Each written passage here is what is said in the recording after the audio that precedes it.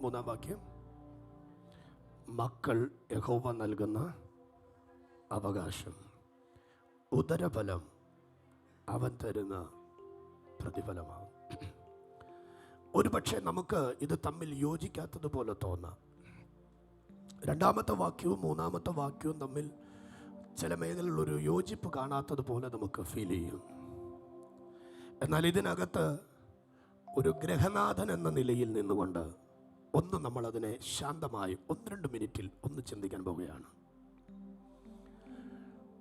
ഒരു ഗ്രഹനാഥനെ സംബന്ധിച്ചിടത്തോളം ഒരു വീടിൻ്റെ ഉത്തരവാദിത്വങ്ങൾ നിറവേറ്റുവാൻ താൻ ശാരീരികമായ എഫേർട്ടുകൾ അധികമിടുകയാണ്.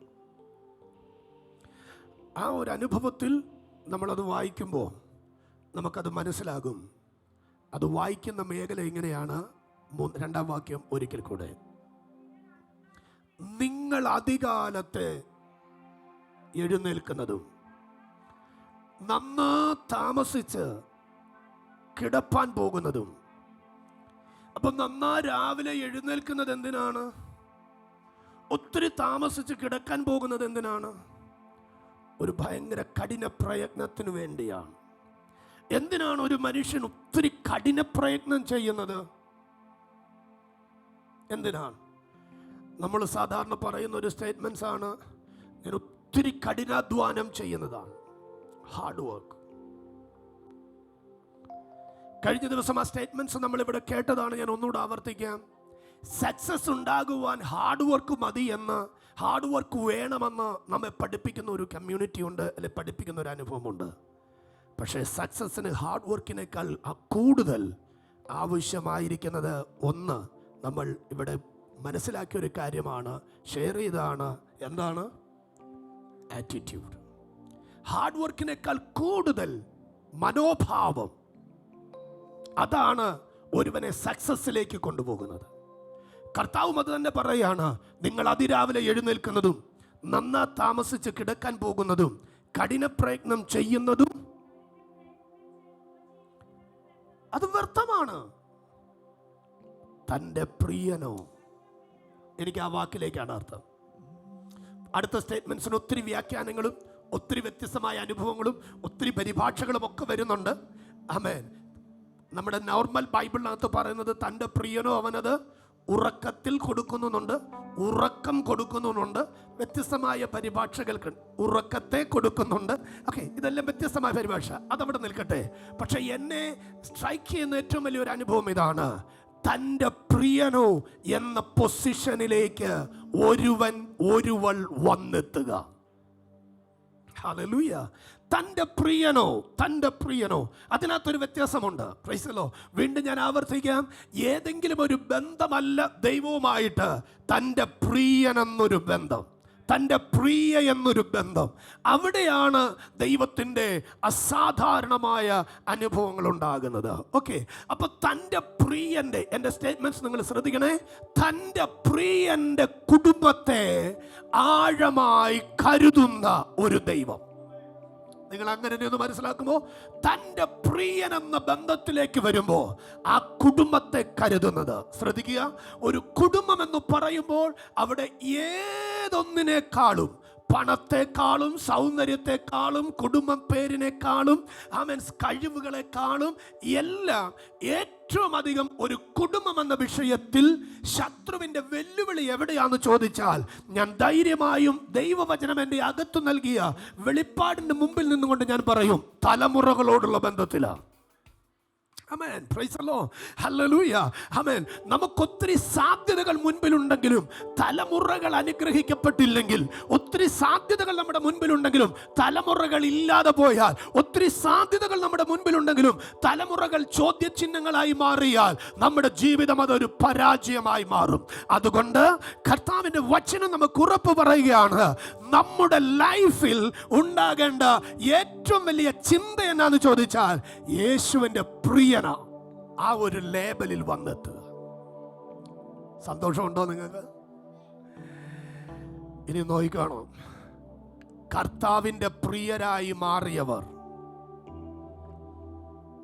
കൊടും കാട്ടിൽ തള്ളപ്പെട്ടു സാമങ്ങളെ. പക്ഷെ ആ കാടിനകത്ത് തൻ്റെ പ്രിയരോട് കൂടെ ഇരുന്ന അവരെ അവിടെ നമ്മൾ പാടുന്നത് പോലെ ഇടയനെ രാജാവാക്കി മാറ്റി. തൻ്റെ പ്രിയരെ നിയമം അനുവദിച്ചിട്ട് സിംഹക്കുഴിക്കകത്ത് കൊണ്ടിട്ടു. പക്ഷേ തൻ്റെ പ്രിയനെ സിംഹക്കുഴിക്കകത്ത് കൊണ്ട് നിയമം അനുകൂലമാക്കി എഴുതിക്കൊണ്ടിടുമ്പോ തൻ്റെ പ്രിയന് വേണ്ടി ജീവിച്ചിരിക്കുന്ന സിംഹത്തിന്റെ വായടപ്പിച്ചു, ബാലസിംഹത്തിന്റെ വായടപ്പിച്ചു. കള്ളം പറഞ്ഞും അന്യായം ചെയ്തും പ്രിയരായവർക്ക് മുമ്പിൽ തീച്ചൂളയുടെ ഈ ശക്തി 7 മടങ്ങ് വർദ്ധിപ്പിച്ചു. കണ്ടും കേട്ടും നിൽക്കുന്ന മുഴുവൻ ജനവും പറഞ്ഞു, ഈ തീ ഇവരെ ഇല്ലാതാക്കി കളയും. പക്ഷെ തൻ്റെ പ്രിയരെന്ന് വെളിപ്പെടുത്തി ജീവിച്ച, തൻ്റെ പ്രിയരായി മാറിയ തൻ്റെ മക്കൾക്ക് വേണ്ടി ഇറങ്ങി വന്ന് തീയുടെ ശക്തിയെ കെടുത്തിക്കളഞ്ഞു. തൻ്റെ പ്രിയരെന്നറിയപ്പെട്ടവരെ കൈ ബന്ധിച്ചു, കാല് ബന്ധിച്ചു, ശരീരം മുഴുവൻ നഗ്നമാക്കി മുറിച്ചു, മുറിവേറ്റവരായി കാരാഗ്രഹത്തിനകത്ത് അടച്ചു. പക്ഷെ തൻ്റെ പ്രിയപ്പെട്ടവർക്ക് വേണ്ടി, തൻ്റെ പ്രിയർക്ക് വേണ്ടി കാരാഗ്രഹത്തിന്റെ ചങ്ങലകളെ ഇളക്കി പൊട്ടിച്ചു കളയുമാറ്, അടിസ്ഥാനങ്ങളെ കുലുക്കി ഇളക്കി മറിച്ചുകൊണ്ട് അവൻ തൻ്റെ പ്രിയർക്ക് വേണ്ടി അവിടുന്ന് ഇറങ്ങി വന്നു. ഇന്ന് പകലിൽ ഒത്തിരി അനുഭവങ്ങൾ ഞാൻ വചനത്തിലൂടെ വ്യക്തികൾക്കും കുടുംബങ്ങൾക്കും സഭയ്ക്കും സമൂഹത്തിനും സംഭവിച്ചത് തിരുവചനത്തിനകത്തൂടെ ഞാൻ എടുക്കാം. പക്ഷെ ഇന്ന് പകൽ എന്നെ കേൾക്കുന്ന ദൈവമക്കൾ ശ്രദ്ധിച്ച്, തൻ്റെ പ്രിയരെ നോക്കിയിട്ട് കർത്താവ് പറയാ, എനിക്ക് അവരുടെ നടുവിൽ വ്യത്യസ്തമായ ചിലത് ചെയ്തെടുക്കാനുണ്ട്. അതിലേറ്റവും ആഴം എന്തെന്ന് ചോദിച്ചാൽ ഒറ്റ വാക്ക് ഞാൻ പറയാം, പ്രിയർക്കു വേണ്ടി ശ്രദ്ധിക്കണേ, പ്രിയർക്കു വേണ്ടി, ദൈവത്തിന്റെ പ്രിയർക്കു വേണ്ടി ശത്രു മറഞ്ഞിരുന്നു ചെയ്തതിനെ ദൈവത്തിന്റെ പ്രിയർക്കു വേണ്ടി ദൈവം പരസ്യമായി രംഗത്തിറങ്ങി എന്ന് ഞാൻ പറഞ്ഞോട്ടെ. പരസ്യമായി ദൈവം രംഗത്തിറങ്ങി എന്ന് ഞാൻ പറഞ്ഞോട്ടെ.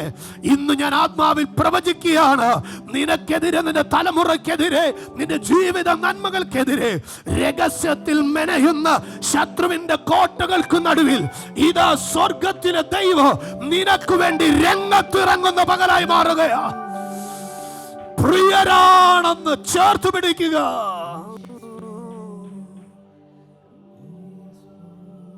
ഓ, 3-ാം വാക്യം ക്ലോസ് ചെയ്യുന്നു. മക്കൾ